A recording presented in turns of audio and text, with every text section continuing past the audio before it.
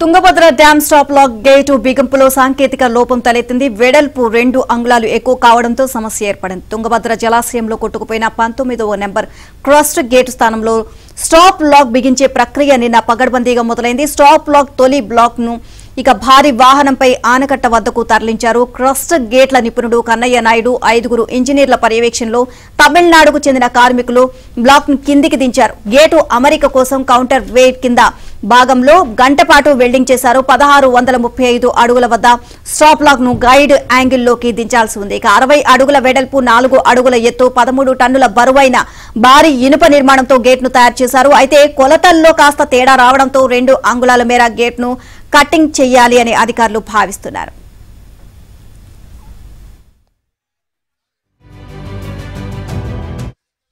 Stop log ను 1635 అడుగుల ఎత్తులో గైడ్ యాంగిల్లో అమర్చడం ఈ మొత్తం ప్రక్రియలో తొలి ఘట్టం.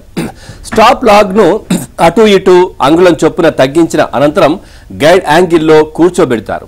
అక్కడి నుంచి నీటి మట్టం తగిలేదాకా అంటే 1624 అడుగుల వరకు సులువుగానే స్టాప్ లాగ్ బ్లాక్ ను కిందకి దించవచ్చు. ఆ తర్వాత నుంచి 11 అడుగులు కిందికి స్పిల్వే లెవెల్ వద్ద బెడ్ మీద కూర్చోబెట్టాలి. ఈ ప్రక్రియలో అత్యంత సంక్లిష్టమైనది కీలకమైనది ఇదే.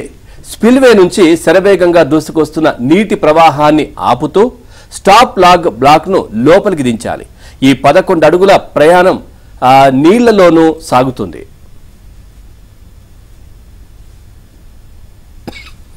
ఇదే విషయానికి సంబంధించి మరింత సమాచారం మా కరెస్పాండెంట్ సుంకన్న అందిస్తారు.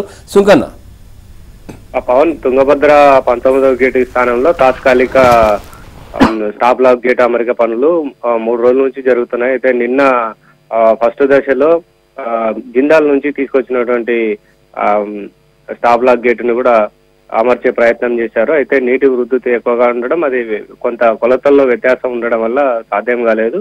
అయితే ఇవాళ మరోసారి గైడింగ్ గిల్లుకి స్టాప్ లాక్ హెల్మెట్ ను కూడా అమర్చే ప్రయత్నాలు చేస్తున్నారు.